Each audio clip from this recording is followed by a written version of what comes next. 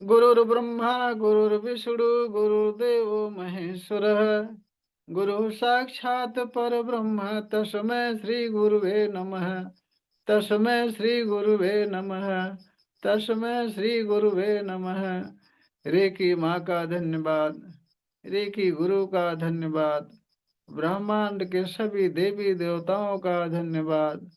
ब्रह्मा विष्णु महेश का धन्यवाद। पृथ्वी आकाश का धन्यवाद। अपने माता पिता पूर्वज का धन्यवाद। कुल देवी देवता का धन्यवाद। अपने अपने इष्ट देव से सिमरन करेंगे। सभी देवी देवताओं सहित उपस्थित रहें। सेल्फ हीलिंग और रेकी में सफलता प्रदान करें, प्रदान करें, प्रदान करें। इसके लिए उनको धन्यवाद, धन्यवाद, धन्यवाद।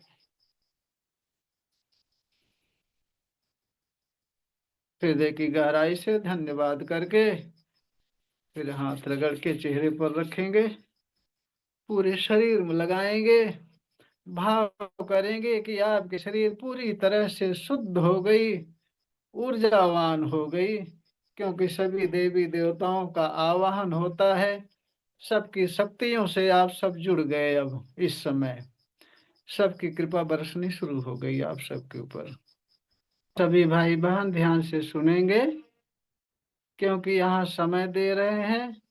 आधा घंटा 1 घंटा जो भी समय देते हैं आप, कुछ जानने के लिए, कुछ सीखने के लिए, कुछ पाने के लिए।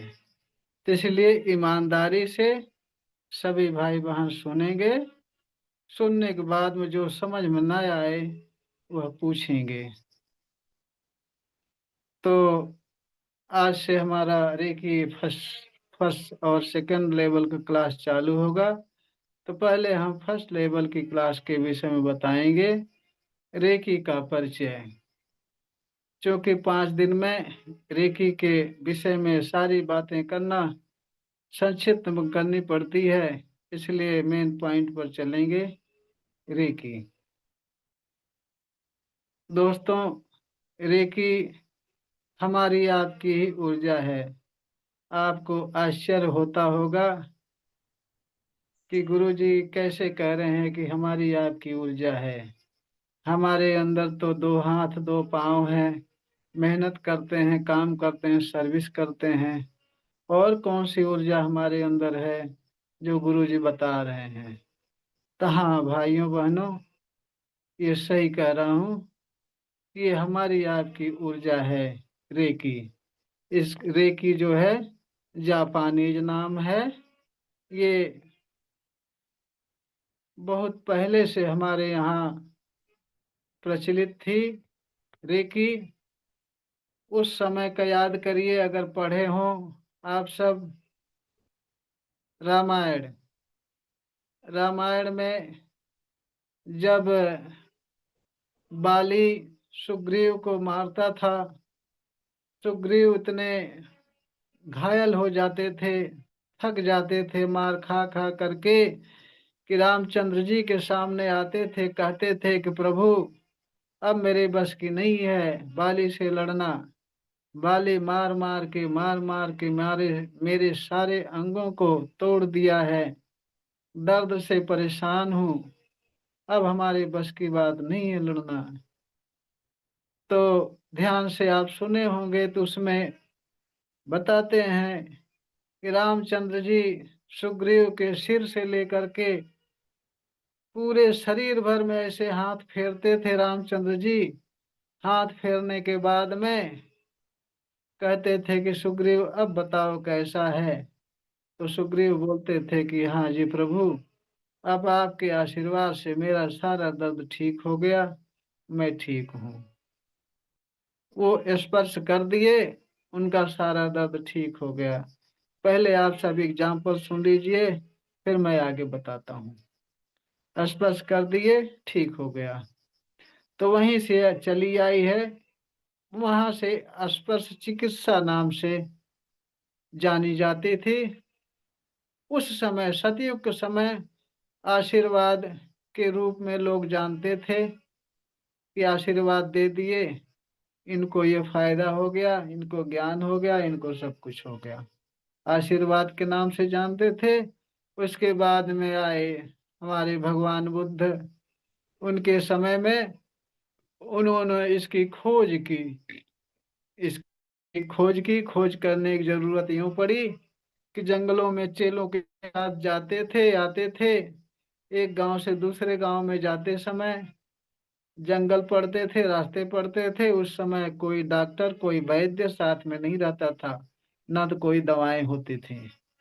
तो अपने ज्ञान से, अपने ध्यान से इस विद्या की खोज की भगवान बुद्ध ने, और खोज करके उसका नाम स्पर्श चिकित्सा दिए। स्पर्श चिकित्सा दिए। खोज यूं करनी पड़ी कि जब भी कोई बीमार पड़ता था, किसी को कोई कष्ट पड़ता था, परेशानी होती थी, तो उस समय कोई डॉक्टर, कोई वैद्य, तुरंत दवा नहीं मिल पाती थी। तो ये ध्यान से इस विद्या की खोज किए। उस समय भगवान बुद्ध ऐसे हाथ रखते थे, करते थे, वो दर्द ठीक हो जाता था, वो घाव ठीक हो जाता था, वो समस्या ठीक हो जाती थी। उस समय स्पर्श चिकित्सा नाम से जाने जाते थे। हम डायरेक्ट रेकी के इतिहास पर चलते हैं, बाकी तो महीने भर सारी बातें बताता ही रहता हूँ आप सबको। तो उस समय स्पर्श चिकित्सा के नाम से जानी जाती थी। इसका जो है कि अ, विकास किए भगवान बुद्ध। उनके बाद से धीरे धीरे धीरे धीरे ये विद्या लुप्त होती गई, क्योंकि गुरुकुल, तब गुरुकुल हुआ करते थे। उसमें गुरु लोग सिखाते थे सारी चिकित्सा, सारी विद्या, आयुर्वेद, सब कुछ। तो गुरुकुल का धीरे धीरे समापन होने लगा। उसके साथ ही साथ ये चिकित्सा भी लुप्त हो गई। लुप्त होने के बाद में काफी दिनों बाद जापान में मिकाओ उसुई, ये टीचर थे। ये बच्चों को पढ़ा रहे थे, तो एकाएक एक बच्चा बोला कि मास्टर जी, सर जी, ये यीशु मसीह जब कोई पेशेंट आता था, कोई बीमार, कोई रोगी आता था उनके पास, तो हाथ ऐसे रख देते थे, वो ठीक कैसे हो जाता था? क्यों ठीक हो जाता था? क्या कारण है? क्या हम लोग से नहीं ठीक होगा? आपसे नहीं ठीक होगा? अब मिकाओ सुई जापान के अपने बच्चों को केवल यही बताए कि हाँ ठीक तो होता था, ऐसा शास्त्रों में लिखा गया है, बाइबल में लिखा गया है, इतिहास में है। तो बोले ठीक होता था, तो कैसे ठीक होता था, क्यों ठीक होता था, आप हम क्यों नहीं कर सकते? अब इसका जवाब तो इनके पास था नहीं। क्या कारण बताए ये? तो इसका जवाब ढूंढने के लिए मिकाओ सुई जी जानते थे ठीक तो होता था, लेकिन क्यों ठीक होता था, कैसे ठीक होता था, क्या कारण है, इसकी जिज्ञासा इनके अंदर भी आई। मिकाओ सुई जी के अंदर भी आई। मिकाओ सुई जी रेकी के जनक हैं, जन्मदाता हैं। उनकी फोटो हमारे पास, क्या जितने रेकी गुरु हैं सबके पास मिकाओ सुई की फोटो रहती है। अगर आपकी इच्छा हो तो उनकी फोटो मैं दिखा सकता हूँ। खाइए गुरु खाइए। चलिए ठीक है। तो इन्हीं की, इनका इतिहास हम बता रहे हैं आप सबसे। तो ये इनके पास जवाब नहीं था बच्चों को बताने के लिए कि कैसे ठीक होते थे पेशेंट, कैसे आराम मिलता था, क्यों ऐसे होता था। तो इसकी खोज करने लगे। इनके माइंड में आई बात कि आखिर यीशु मसीह से ठीक तो होता था, लेकिन कैसे ठीक होता था, क्यों ठीक होता था, क्या कारण है, इसको जानना चाहिए और यह विद्या खोजनी चाहिए। अच्छी चीज है। ते सारे ग्रंथों को खोजने लगे, सारी किताबों को पढ़ने लगे। जितने धार्मिक ग्रंथ मिले, जितने क्रिश्चियन के मिले, जितने बाइबल कुरान मिले, सारे ग्रंथों को पढ़ने लगे। खोजते खोजते इनको कहीं मिला नहीं। तब वाराणसी में बुद्ध भगवान की कुछ किताबें थी, उसमें कमल सूत्र किताब है। आप सब देखेंगे तो कमल सूत्र किताब है उनकी। कमल सूत्र किताब से इनको मिला यह तरीका कि किस तरह से ये यीशु मसीह हाथ रखते थे या स्पर्श करते थे तो ठीक हो जाते थे पेशेंट, बीमारी दूर हो जाती थी।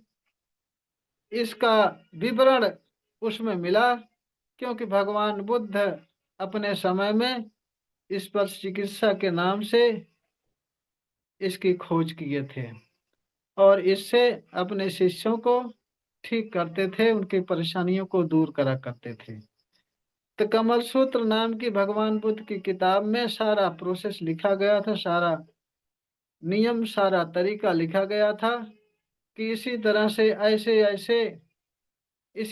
ऐसे ऐसे करेंगे तो यह विद्या और यह पावर आप में जागृत हो जाएगी। तो वो उस चीज को पढ़े, विधिवत समझे, समझने के बाद में ये चले गए पर्वत पर तपस्या करने के लिए। ये 21 दिन के लिए प्रण लेकर गए कि हम 21 दिन बिना पानी पिए, बिना दाना खाए हम तपस्या करेंगे। 21 दिन से कम नहीं, ऊपर चाहे जो हो जाए। इतने दिन तक चाहे मरूं चाहे जीऊं, मैं उस जगह पर, जिस जगह पर बैठ जाऊंगा वहां से उठूंगा नहीं। तो भगवान बुद्ध की किताब में सारा नियम पढ़ करके, जान करके ये पर्वत पर चले गए, तपस्या करने लगे।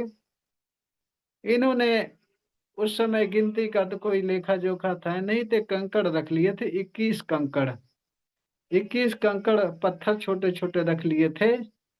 उससे उनको पता चलता था कि कितने दिन हम बैठे बैठे हैं।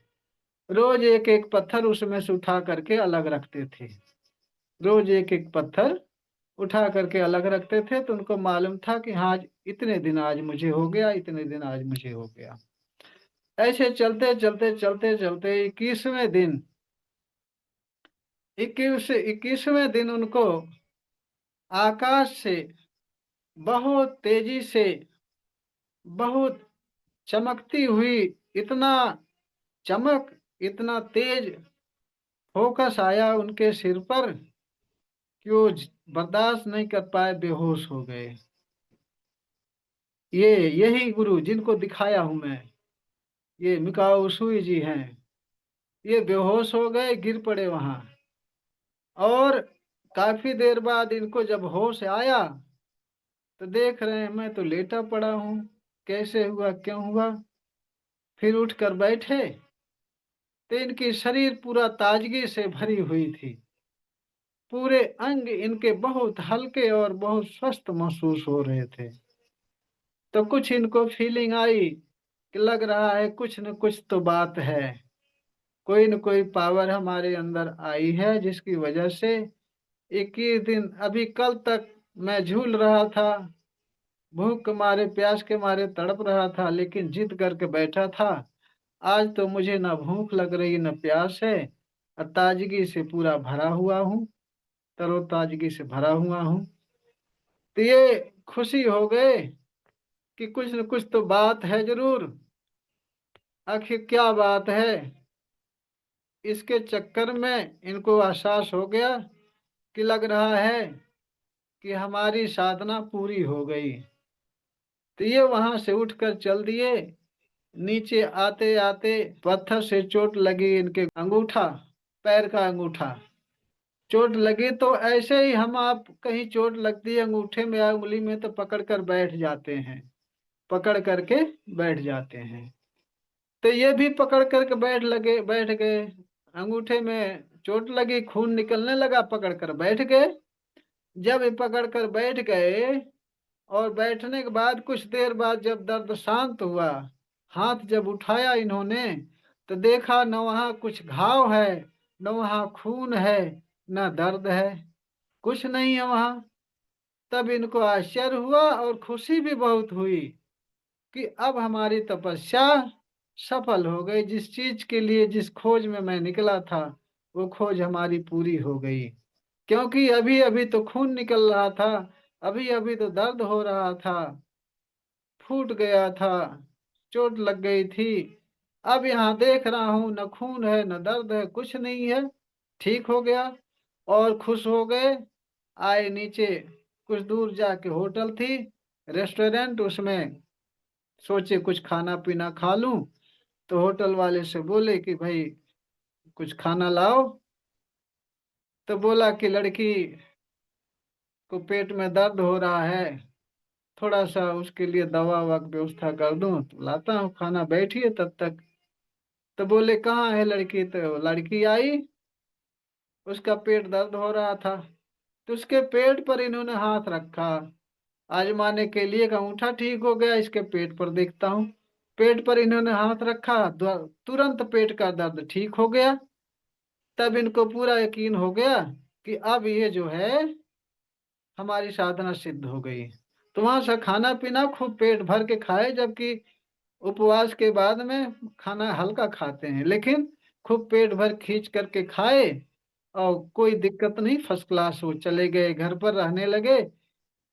तो ये सबको ठीक करने लगे, जितने रोगी थे, जितने पेशेंट थे, किसी भी प्रकार के पेशेंट थे, सबको ठीक करने लगे, सब ठीक होने लगे। बड़े खुश थे, जय जयकार होने लगी मिकाओ सुई जी की।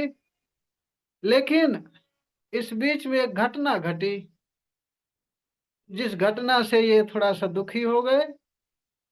वो घटना ये थी कि जो बंदे ठीक हो रहे थे, जो भाई बहन ठीक हो रहे थे, वो एक आध हफ्ते बाद, 4-6 दिन बाद फिर वापस वो बीमार पड़ जाते थे, वापस बीमार पड़ जाते थे। तो ये सोचने लगे भाई क्या बात है, जो ठीक होते हैं और फिर बीमार पड़ जाते हैं।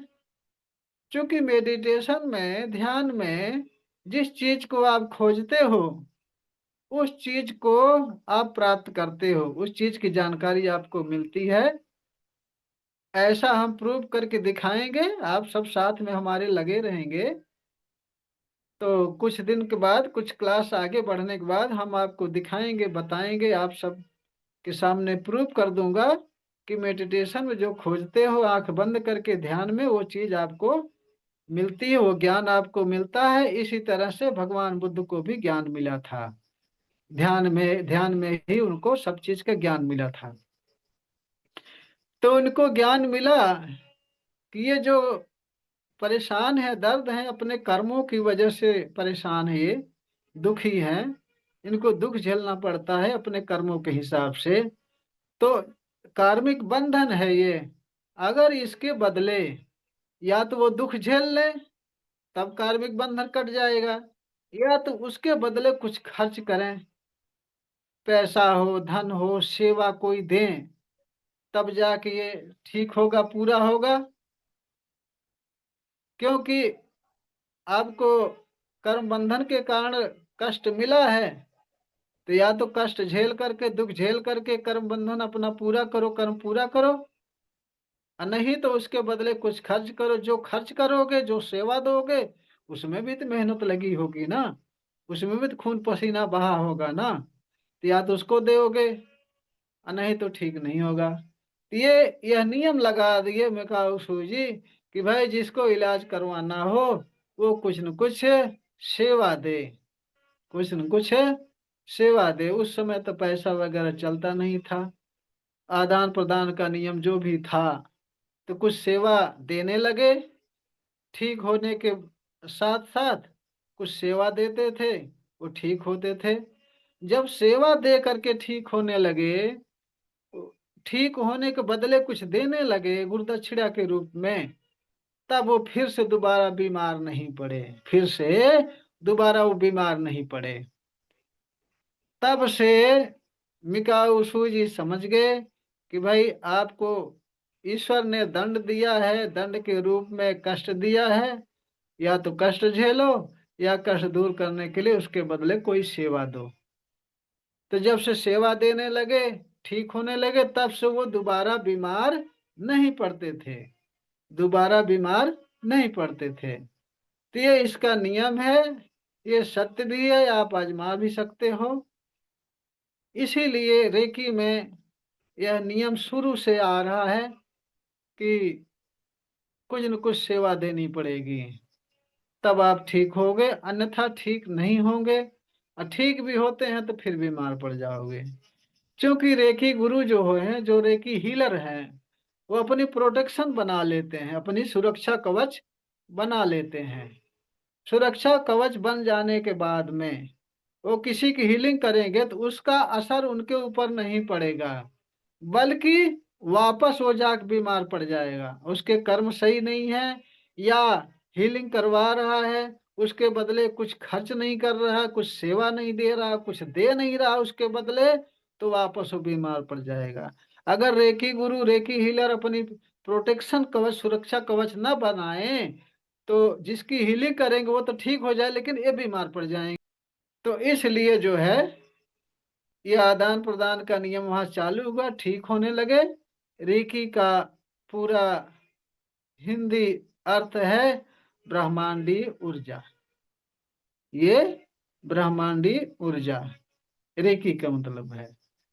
आप गूगल पर सर्च करेंगे तो भी यही मिलेगा। तो कहने का मतलब ये है कि जिस तरह से माँ बाप के गुण बच्चों में होते हैं, सबको पता है। माँ बाप के गुण बच्चों में नहीं, पूरे गुण होते तो थोड़ा बहुत तो गुण होते ही हैं बच्चों में। ठीक उसी तरह से हम लोग परम ब्रह्म परमेश्वर की संतान हैं। चाहे जिस नाम से आप जानो, कोई सत्ता तो है, सबको पता है। चाहे जिस नाम से जानो, कोई यीशु मसीह के नाम से जानता है, कोई राम के नाम से जानता है, कोई गुरु नानक के नाम से जानता है, कोई महावीर के नाम से जानता है, कोई भगवान बुद्ध को जानता है। लेकिन यह तो 100% सत्य है, कोई न कोई सत्ता है जिससे, जिसकी वजह से इस संसार में, इस ब्रह्मांड में सृष्टि का निर्माण हुआ है, सृष्टि का उद्भव हुआ है। कोई न कोई सत्ता है। उसी सत्ता को चाहे परम ब्रह्म परमेश्वर कहिए, चाहे भगवान कहिए, चाहे देवी देवता कहिए, जो भी कहिए, एक सत्ता है। उसी सत्ता से हम पैदा हुए हैं। वो भी सर्वोच्च सत्ता है, ब्रह्मांड की सर्वोच्च पावर है। उससे पूरा सृष्टि पैदा हुई है, उत्पन्न हुई है, उसी से हम भी उत्पन्न हुए हैं। तो जब उस परम ब्रह्म परमेश्वर से उत्पन्न हम हुए हैं, उस सत्ता से उत्पन्न हुए हैं, तो उसके गुण भी हमारे आपके अंदर हैं।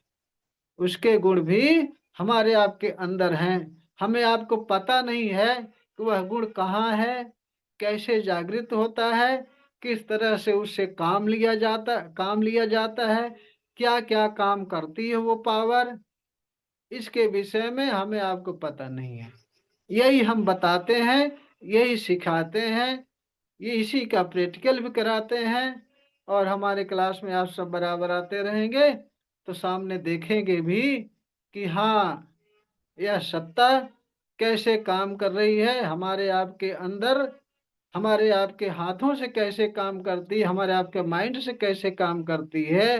क्योंकि उसकी संतान हम हैं, तो उसके गुण हमारे आपके अंदर है। इसको जानने की जरूरत है, अंदर जाने की जरूरत है।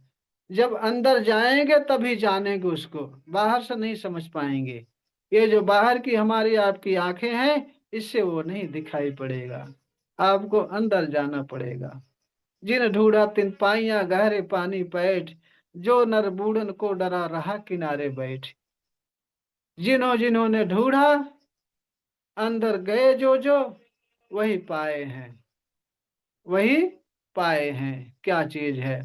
जिस तरह से हिरन कस्तूरी की खुशबू को पाने के लिए पूरे जंगल भर भटकता है, लेकिन कहीं पाता नहीं, क्योंकि कस्तूरी उसकी नाभि में होती है। कस्तूरी हिरन की नाभि में होती है।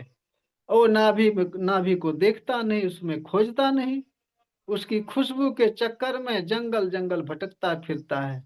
उसी तरह से सेम वही, उसी तरह से वही सही सटीक एग्जाम्पल है।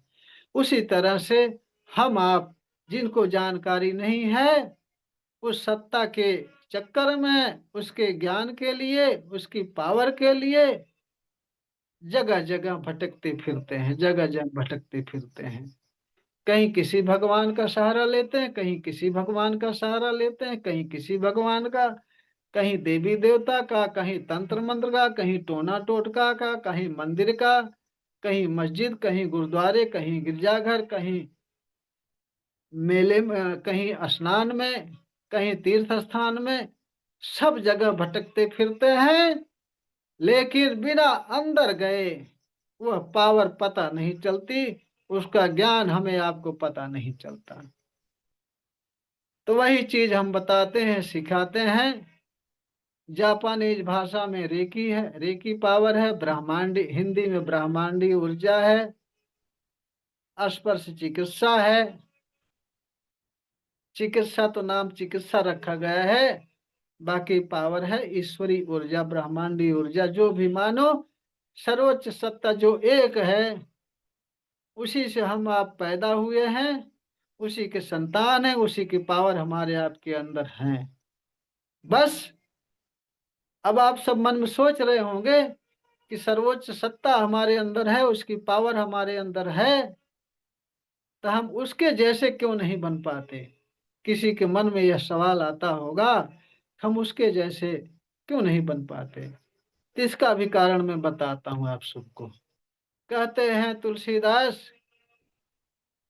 कि भूमि परत भा ढाबर पानी, जनु जीवहि माया लिपटानी। जिस तरह से पानी आकाश से जब आता है तो पूर्ण स्वस्थ पूर्ण स्वच्छ रहता है, एकदम निर्मल पारदर्शी होता है। जब आकाश से पानी आता है, बूंद आती है, तो एकदम निर्मल होती है, पारदर्शी होती, स्वच्छ होती है। जैसे ही जमीन पर पड़ती है वैसे ही वो धुंधली हो जाती है, मटमैली हो जाती है, उसमें पारदर्शिता नहीं रह जाती, स्वच्छता नहीं रह जाती। ठीक उसी तरह से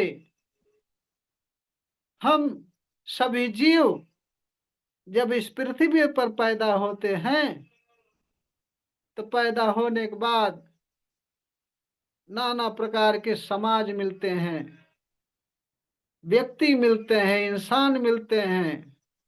जैसे जैसे बड़े होते हैं, अच्छाइयाँ बुराइयां मिलती हैं, चतुराइयां चालाकियां आती हैं, एक दूसरे का नुकसान फायदा देखने वाली बात समझ में आती है, तो सब अपना अपना फायदा सोचने लगते हैं। माता है, पिता है, भाई है, बंधु हैं, प्रेम है, दुश्मनी है, शत्रुता है, मित्रता है, इन सब के चक्कर में दुख है, सुख है, इन सब के चक्कर में फंस जाते हैं। तो हमारी आपकी आत्मा मटमैली हो जाती है, निर्मल नहीं रह जाती, स्वच्छ पारदर्शी नहीं रह जाती। इस वजह से हमारे आपके अंदर उस सर्वोच्च पावर की सत्ता समझ में नहीं आती, हमारे आपके दिमाग में नहीं बैठती, वह पावर हमारे आपके अंदर जागृत नहीं होती, क्योंकि इस माया में लिपट जाते हैं। नाना प्रकार की आपको बताया हमने ना, चतुराइयां चालाकियां, झूठ, बेईमानी, हिंसा, अपनत्व, ईर्ष्या, ये सब चीजें हैं। शत्रुता, दुश्मनाई, ये सब चीजें हैं जिसकी वजह से हमारा आपका मन कलुषित हो जाता है, निर्मल नहीं रह जाता। इसलिए हमें आपको दुख नाना प्रकार के आते हैं। ईश्वर की पावर हमारे आपके अंदर जागृत नहीं हो पाती। यही वजह है कि हमारे आपके अंदर ईश्वरत्व नहीं रह जाता। ईश्वरत्व तब आएगा जब चाह चमारी चुमरी और नीचन का नीच, तू तो पूर्ण ब्रह्म था जो चाह न होती बीच। अगर आपके अंदर चाहत हट जाए, आपके अंदर लालच हट जाए, काम क्रोध लोभ मोह ईर्ष्या घमंड ये सब हट जाए, आप तो पूरी तरह से आप ब्रह्म के बराबर हो जाएंगे, ब्रह्म हो जाएंगे। तो जो बात है कि चाह चमारी चूमरी और नीचन का नीच, तू तो पूरन ब्रह्म था जो चाह न होती बीच। जब चाहत निकल जाएगी तो आप पूर्ण हो जाओगे, ईश्वर के बराबर हो जाओगे। तब आपको पता चलने लगेगी कि यह सर्वोच्च पावर, सर्वोच्च सत्ता की इंसान, सत्ता की संतान हम हैं, उसके गुण हमारे आपके अंदर हैं। तब आप देख पाओगे, तब आप समझ पाओगे। तो इसको जानने के लिए आपको यह सब छोड़ना पड़ेगा, क्योंकि आपके हमारे दुख का कारण यही है, चाह। कितने भाई बहन कहते हैं कि गुरु जी खाली चाह छोड़ने के लिए कह रहे हैं, चलो हम चाह छोड़ देते हैं। सुबह की चाय पीते हैं, नहीं पिएंगे, शाम की चाय नहीं पिएंगे, चाह छोड़ देंगे हम। तब देखता हूँ ईश्वरत्व नहीं मिलेगी, मिलेगा नहीं, हमारे अंदर गुण आएगा। तब हम गुरु जी से पूछेंगे कि गुरु जी हमने तो चाह छोड़ दिया, क्यों हमारे अंदर नहीं आ रही है। और देखिए अर्थ के अनर्थ कैसे लगाते हैं लोग। तो ये सारी बातें हैं। तो अगर आपको सुखी रहना है तो इन चीजों का पालन करना पड़ेगा। आपको दुख से दूर होना है, तीन चीजों का पालन करना पड़ेगा, जो मैं बता रहा हूँ और अपनी क्लास में बराबर बताता रहूंगा, बराबर बताता रहूंगा। 5 दिन मैं रेकी फर्स्ट सेकंड लेवल बताता हूँ, उसके बाद महीने भर यही सब कुछ बताता हूँ, किस तरह से आप दुख से मुक्त हो सकते हो। चाहे किसी प्रकार का दुख हो, शारीरिक हो, मानसिक हो, आर्थिक हो, चाहे जिस प्रकार का दुख हो, जिस प्रकार का कष्ट हो, सबसे दूर हटने का, सबसे मुक्त होने का रास्ता पूरा महीने भर में बताता हूँ।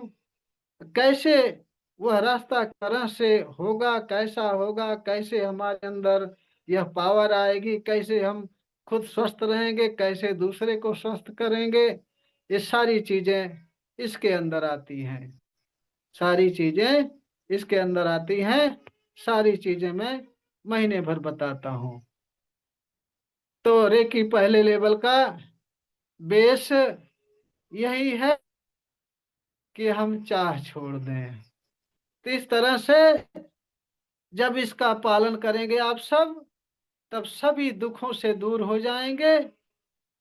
तब आपको पता चलेगा कि परम ब्रह्म परमेश्वर की सत्ता का आभास कैसे होता है, उसका आभास कैसे होता है। तब आप अंदर चले जाओगे, तब आप अंदर चले जाओगे। जब अंदर चले जाओगे तो अंदर तो सब कुछ खजाना ही है, मुख्य खजाना तो अंदर ही है, बाहर तो कुछ नहीं है। बाहर तो बस यही है जो झेल रहे हैं हम आप। कहीं शरीर के किसी अंग में दर्द है, तो कहीं माइंड में डिप्रेशन है, कहीं टेंशन है, कहीं किसी को फालिश मार दिया, किसी को घुटना दर्द है, किसी को कमर दर्द है, किसी को सिर दर्द है। बाहर तो यही सब कुछ है। बाहर, अंदर, अंदर तो ईश्वरत्व है, अंदर ईश्वरत्व है। अंदर तभी जा पाएंगे आप जब जब जो चीज हमने बताया इसका पालन करेंगे, इसका पालन करेंगे, अंदर जा पाएंगे। अंदर जाना सीख लिए एक बार तो समझ लो कि आप इस मानव योनि से मुक्ति मिल गई आपको। तो रेकी केवल हमारे आपके दुखों को दूर करने रास्ता ही नहीं है, बल्कि ये जीवन मरण से मुक्त का भी रास्ता है। वर्तमान भूत भविष्य देखने का भी रास्ता है। इसमें आने वाले, इसके सारे नियमों का पालन करने वाले त्रिकालदर्शी होते हैं। इसके सारे नियमों का पालन करना चाहिए, तब त्रिकालदर्शी हो पाएंगे। मैंने कभी पहले अपनी क्लास में बताया भी था कि आइए सब लोग एक साथ चलते हैं, कंटिन्यू 21 दिन या 42 दिन हमारे साथ रहिए, रोज, ज्यादा नहीं, 1-1 घंटे रोज रहिए। फिर आपको हम तीनों काल में टहलाएंगे, भूतकाल, वर्तमान काल, भविष्य काल, तीनों काल में टहलाएंगे। हम भी साथ में चलेंगे टहलने, आपको अकेले नहीं छोड़ेंगे, लेकिन लगातार आपको आना पड़ेगा। 21 दिन में हम देखेंगे आपके अंदर वह क्वालिटी आई कि नहीं आई। नहीं आई तो और दिन चलना है। मतलब ये है, जिसके अंदर ये उत्सुकता है कि हमें कुछ जानना है, कुछ पाना है, कुछ लेना है, सीखना है, वो तो कंटिन्यू लगे रहेंगे कंटिन्यू। उसके बदले उनको मिलेगा। जो सोच करके आए हैं, जिस चीज के लिए लगे हैं, वो चीज मिलेगी, निश्चित मिलेगी। बस कर्म करने की जरूरत है। अगर आप ये कहिए कि भाई हमारा हाथ पैर ना भीगे, अब मोटी वाली मछली मुझे ही मिले, ऐसा ना हुआ है, ना होगा। ये हमारे देहात में कहावत है कि हमारा हाथ पैर न भीगे, मोटी मछली मुझे ही मिले। ऐसा कभी न हुआ है, न होगा। बाई चांस वाली बात अलग है। तो भाइयों बहनों, कुछ पाने के लिए तो कुछ खोना पड़ेगा। खोना क्या है? बस 1 घंटा समय देना है। जो कुछ बताऊंगा, प्रूव करके दिखाऊंगा, रास्ता बताऊंगा, उसका पालन करना पड़ेगा, उस तरह से चलना पड़ेगा। इसके बदले आप सारे दुखों से मुक्ति मिल जाएगी आपको, सारे दुखों से छुटकारा मिल जाएगा आपको। और जिसको कहते हैं स्वर्ग, जन्नत, वो मिल जाएगी आपको। जब सारे दुखों से छुटकारा आपको मिल जाएगी तो आनंद ही आनंद है। बचता क्या है? आनंद। सभी दुख छूट जाएंगे, आनंद के सिवा और क्या बचेगा? बस आनंद ही आनंद है। जिसकी खोज में आज हमारे भाई बहन अरबों रुपए कमा रहे हैं, खरबों रुपए कमा रहे हैं, नाना प्रकार की, ना जाने कितने कंपनियां खड़ी कर लिए हैं, ना जाने कितने बैंक बैलेंस कर लिए हैं, ना जाने कितनों को गला काट दिए हैं, कितनों को जमीन हड़प लिए हैं, कितनों के घर द्वार ढकेल दिए हैं, कितने के बच्चे बूढ़े को मार दिए हैं, कितने बमबारी कर दिए हैं। जिसके चक्कर में वो चीज है आनंद, संतुष्टि, वही नहीं मिल रहा है। जिसका पता ही नहीं है आपको कि कहाँ मिलती है, तो कैसे मिलेगी आपको? चाहे कितना भी अरबों खरबों रुपया इकट्ठा कर लो, नोटों की ढेरी, नोटों के ढेर पर सो जाओ, कितने करोड़ का बंगला गाड़ी तैयार कर लो, लेकिन जिसके लिए कर रहे हो वो तो अंदर मिलेगा, अंदर। उसका रास्ता गुरुओं के पास है, वो भी जो गुरु हो उसके पास, जिसको गुरु कहते हैं उसके पास होगा। नाम के गुरु नहीं, काम के गुरु।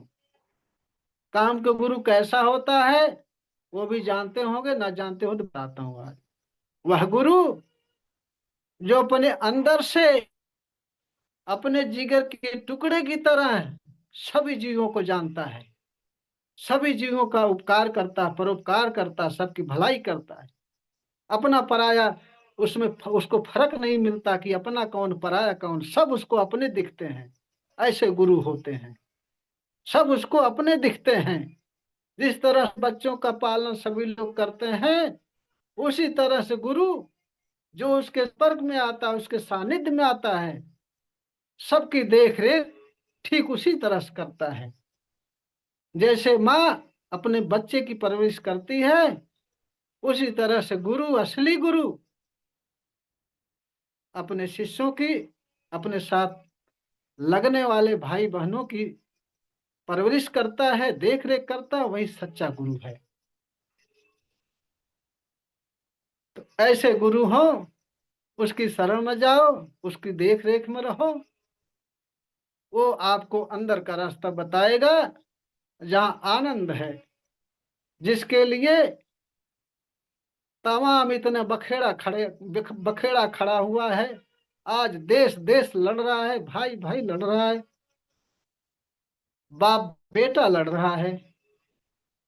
जिसके लिए वह चीज असली गुरु के पास है। उसके पास कोई जाता नहीं। कहते हैं ये तो क्या बड़बड़ बड़बड़ करते रहते हैं, क्या मिलेगा इनके पास, फकीर आदमी। अगर ऐसा होता तो खुद अपना बढ़िया सी गाड़ी में टहलते, बढ़िया से बिल्डिंग बनाए रहते। इनके पास क्या मिलेगा? एक कुर्ता पैजामा, कुर्ता धोती पहन के, एक कमली डाल के टहलते फिरते, पगड़ी बांध के, क्या मिलेगा इनके पास?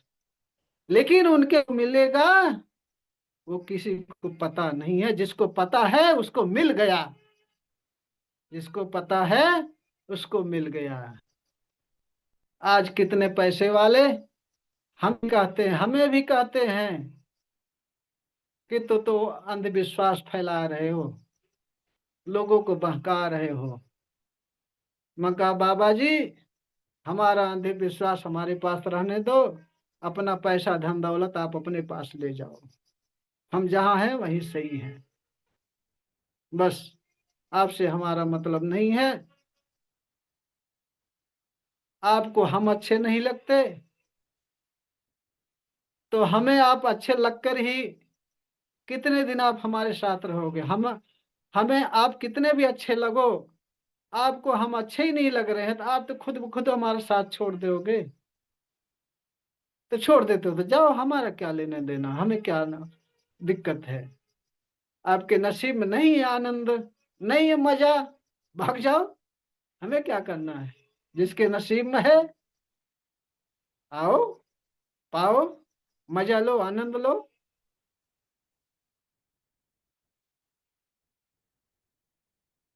वही कहावत है,